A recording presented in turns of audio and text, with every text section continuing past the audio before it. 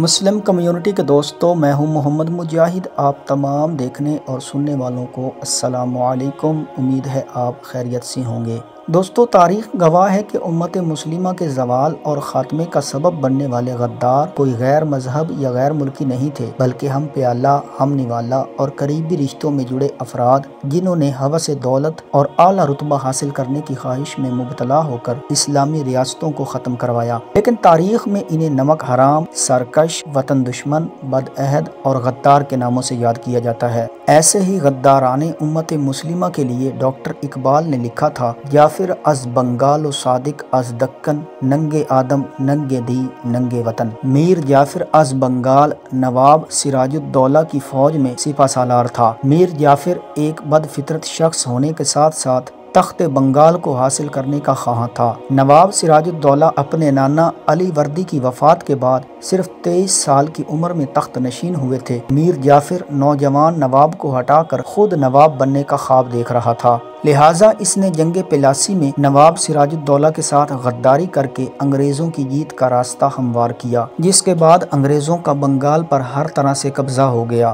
اس ننگے وطن کی نواب بننے کی لالچ اور غداری کی وجہ سے بنگال میں اسلامی حکومت ختم ہوئی اور بر صغیر پر انگریزوں کا قبضہ 190 سال تک برقرار رہا۔ میر صادق از دکن ہندوستان میں میسور کے سلطان ٹیپو سلطان کا وزیر تھا۔ سلطان حیدر علی نے میر صادق کو معزول کیا، لیکن بعد میں بحال بھی کر دیا تھا۔ میر جعفر نے اپنے اثر و رسوخ پر گرفت مضبوط کر رکھی تھی، جس کی وجہ سے وہ سلطان تک کوئی خبر پہنچنے نہیں دیتا تھا۔ ٹیپو سلطان کو اسی وجہ سے تیسری اور چوتھی اینگلو میسور جنگ میں شکست ہوئی۔ سرنگا پٹم کے محاصرے کے آخری 4 دنوں میں انگریزوں کی آمد کی خبر سن کر ٹیپو سلطان ڈگی دروازے سے باہر نکلا تو میر صادق نے دروازہ اندر سے بند کروا کر انگریزوں کو قلعہ کی فصیل پر سلطان کی موجودگی کی اطلاع دے دی۔ انگریز فوج نے قلعہ کے 3 طرف سے اپنی فوج ہٹا کر قلعہ کی فصیل پر گولیاں چلائیں، جہاں سلطان موجود تھا۔ میر صادق نے سلطان سے غداری کی اور سلطنت برطانیہ کا ساتھ دیا۔ میسور کی اس جنگ کے دوران ٹیپو سلطان شہید ہوا۔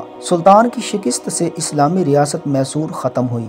بغداد عراق کا ننگے وطن ابن القمی عباسی خلافت میں آخری عباسی خلیفہ مستعصم باللہ کا وزیر تھا۔ غداران حکومت ابن القمی خلیفہ کی مجلس میں بیٹھتے ہوئے منگولوں سے بھی روابط قائم کیے ہوئے تھے اور خط و خطابت کے ذریعے انہیں بغداد پر حملہ کرنے اور ہلاکو خان کو بغداد کی اینٹ سے اینٹ بجانے پر آمادہ کرتا رہا۔ ہلاکو خان کے بغداد پر حملے کے نتیجے میں مورخین کا اندازہ ہے کہ 2 لاکھ سے 10 لاکھ لوگ موت کے گھاٹ اتار دیے گئے۔ تاریخ کی کتب سے عیاں ہے کہ بغداد کی گلیاں لاشوں سے بری پڑی تھیں۔ ان لاشوں سے اٹھنے والے تعفن کی وجہ سے ہلاکو خان کو شہر سے باہر اپنا خیمہ لگانا پڑا۔ اسی طرح دریائے دجلہ کچھ دن تک سرخ بہتا رہا۔ ہلاکو خان کے سپاہیوں نے شہر کے کتب خانوں سے نادر محفوظ کتب دریا میں پھینک دیں، جن کی سیاہی سے دریا کی سرخی میں کمی ہوئی۔ بغداد ابن القمی کی مخالف فرقہ پرستی کی وجہ سے تہس نہس ہو گیا۔ ماہرین کے مطابق مغربی تہذیب صرف اسی وجہ سے ارتقاء کو پہنچی کہ منگولوں نے مسلم تہذیب کو تباہ کیا، جس سے مغرب نے مذاہب کی تفریق پیدا کر کے اپنے مذموم مقاصد پورے کیے۔ نظام کو بدلنے کی جستجو جاری نظام سے بغاوت کے زمرے میں آتی ہے، لیکن وطن اور قوم کے ساتھ دھوکہ دہی سے اٹھائے گئے اقدام غداری کے زمرے میں آتے ہیں۔ پہلی عالمی جنگ کے بعد سلطنت عثمانیہ نے اناطولیہ میں ازمیر پر یونان کے قبضے کے بعد شروع ہونے والی مقامی مزاحمتوں کو روکنے کے لیے مصطفیٰ کمال کو روانہ کیا، لیکن مصطفیٰ کمال نے سرکاری احکامات پر عمل کرنے کے بجائے یونان اور اتحادیوں کے قبضے کے خلاف ہونے والی مزاحمت کو منظم کرنا شروع کر دیا۔ اتحادی ممالک نے جب عثمانی سلطان محمد کو معاہدہ الوائزن کے لیے وفد نامزد کرنے کی دعوت دی تو مورخین کے مطابق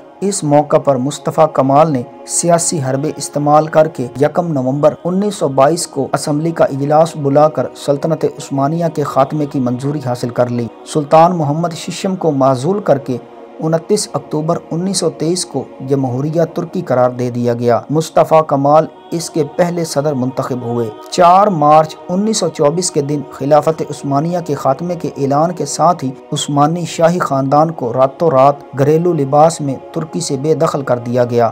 علامہ اقبال نے خلافت عثمانیہ کے خاتمے پر کہا تھا: چاک کر دی ترک نادان خلافت کی قبا، سادگی مسلم کی دیکھ اوروں کی عیاری بھی دیکھ۔